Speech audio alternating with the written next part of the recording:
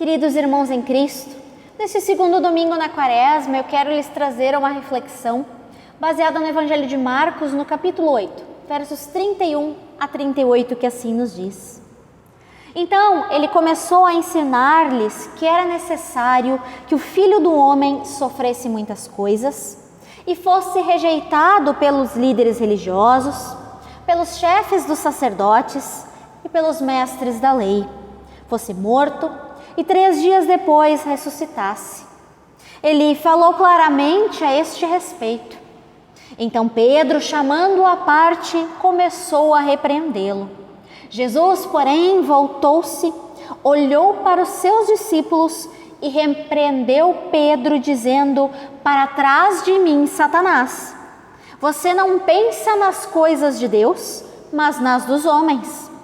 Então ele chamou a multidão e os discípulos e disse: "Se alguém quiser acompanhar-me, negue-se a si mesmo, tome a sua cruz e siga-me. Pois quem quiser salvar a sua vida, a perderá. Mas quem perder a sua vida por minha causa e pelo Evangelho, a salvará. Pois de que adianta o homem ganhar o mundo inteiro e perder a sua alma? Ou o que o homem poderia dar em troca de sua alma? Se alguém se envergonhar de mim e das minhas palavras, nesta geração adúltera e pecadora, o Filho do Homem se envergonhará dele, quando vier na glória de seu Pai com os santos anjos." Queridos irmãos em Cristo, aqui nós vemos um texto próximo do final da vida de Jesus Cristo aqui na Terra, e é um texto onde Jesus tem o seu ministério em Jerusalém e nos arredores. Aqui Jesus, ele se mostra novamente como servo e não como rei e senhor dos exércitos. Por que eu trago isso? Porque o povo achava que Jesus viria como o Messias, o Filho de Deus, como um rei, como o senhor dos exércitos. Mas aqui Jesus, ele age de forma diferente. Ele vem como Filho do Homem, como Marcos bem retrata. Ele sofre e morre em obediência a Deus. E ele também convida os seus discípulos, convida aquela multidão e também convida cada um de nós a seguirmos o caminho da cruz. Aqui Jesus Cristo novamente está ensinando e ele fala de 2 coisas: das exigências que Deus faz para os discípulos, para a multidão e para todos nós, e também das exigências que Deus faz para Jesus Cristo. E Deus exige de Cristo que ele ensinasse, que ele falasse claramente do que aconteceria com o Messias. O que aconteceria com o Messias? O que Deus queria que Jesus ensinasse? Jesus fala por meio do agir do Espírito Santo na sua vida, bem claramente daquilo que aconteceria com ele. Morreria, no 3º dia ressuscitaria e então subiria aos céus. E ele assim o faz para preparar os seus discípulos, para que eles deem continuidade da sua palavra, para que eles levem essa palavra a outras pessoas. Só que o que acontece? Pedro, ele reage. Ele não entende aquilo que Cristo está dizendo da forma como Cristo fala. Porque Pedro, ele entende que ele não quer seguir alguém que é um fracassado. Pedro acha que por Jesus Cristo morrer na cruz, ele é um fracassado. Só que Jesus então o repreende. E ele o repreende não de forma humana, pelo pensamento humano de Pedro, mas ele o repreende porque sabe que o diabo está tentando Pedro. Tanto que ele diz: "Sai, Satanás, arreda." Eu não falo de coisas humanas, mas de coisas espirituais. E o ensino de Jesus aqui, tanto para Pedro quanto para nós também, é que nós devemos seguir a Jesus Cristo. Nós temos que ter as nossas mentes nas coisas de Deus. A Bíblia nos diz em diversos textos. Ou seja, o nosso pensamento tem que estar cativo a Jesus Cristo. O que eu quero dizer com isso? Jesus Cristo, ele explica para Pedro a essência do discipulado.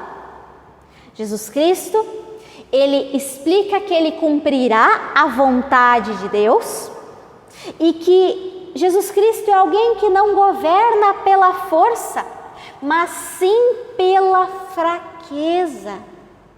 Como assim? Jesus Cristo é filho de Deus e prega pela fraqueza no seu ministério? Governa dessa forma? Quando a parte humana de Jesus Cristo, ela se revela fraca, porque ele carrega os nossos pecados até a cruz, a parte divina de Jesus Cristo se revela forte. Por quê? Porque ele vence a morte. Ele cumpre aquilo que Deus pediu que ele fizesse. Ele cumpre o chamado de Deus que seria para nós, porque nós não temos como pagar os nossos pecados. E ao morrer e ressuscitar, Jesus ele vence a morte e nos dá a chance do perdão dos nossos pecados. A nossa dívida com Deus é paga por Jesus Cristo na cruz. E Jesus Cristo é aquele que nos chama a caminharmos com Ele, a reconhecermos Ele como Senhor e Salvador da nossa vida. E Ele nos chama a sermos seus discípulos, a caminharmos com Ele no discipulado. E é aqui que entram as exigências de Deus para os discípulos. Para nós, se nós queremos caminhar com Ele no discipulado. Deus, Ele diz a partir de Jesus Cristo que Ele tem um padrão para os seus discípulos.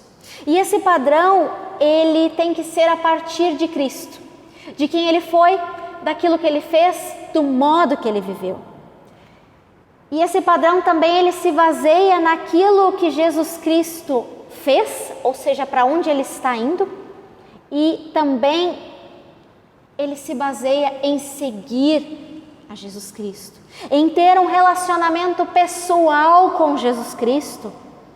E à medida que nós descobrimos quem Jesus Cristo é, aquilo que Ele fez por nós, nós descobrimos o sentido da nossa existência. E qual é o sentido de nós existirmos? Nós estamos livres para viver o potencial que Deus nos deu para a sua honra e para a sua glória. É para isso que nós existimos. É para isso que Deus nos dá dons e nos dá a chance do perdão dos pecados. Portanto, o discipulado é o seguinte: não sou mais eu o centro do meu viver, mas Deus e a sua vontade. Não sou mais eu que vivo para mim mesmo e para aquilo que eu quero, aquilo que eu posso, mas eu vivo para Deus como seu servo. Não sou mais eu e as minhas escolhas que estão em primeiro lugar, mas Deus como meu Senhor e Salvador. Diante disso, o mundo diz que quando nós negamos a nós mesmos e tomamos a nossa cruz, nós não estamos aproveitando as coisas boas da vida. Mas o discípulo de Cristo, aquele que confessou o seu pecado, que reconheceu Jesus como seu Senhor e Salvador, que deixa o Espírito Santo capacitar e que encontrou alguém que possa lhe ensinar, ele esquece das coisas do mundo, pois ele permite que Jesus Cristo reine onde o seu ego e o seu pecado antes tinham total domínio. Discipulado não é ganhar e acumular bens e riquezas aqui, mas é dar a sua própria vida, é dedicar a sua vida a Jesus Cristo, sabendo que Ele nos deu a vida eterna, sabendo que um dia Ele voltará e aqueles que verdadeiramente o confessarem como Senhor e Salvador irão morar no reino eterno. Discipulado é incansavelmente levar a palavra de Jesus Cristo a toda e qualquer pessoa.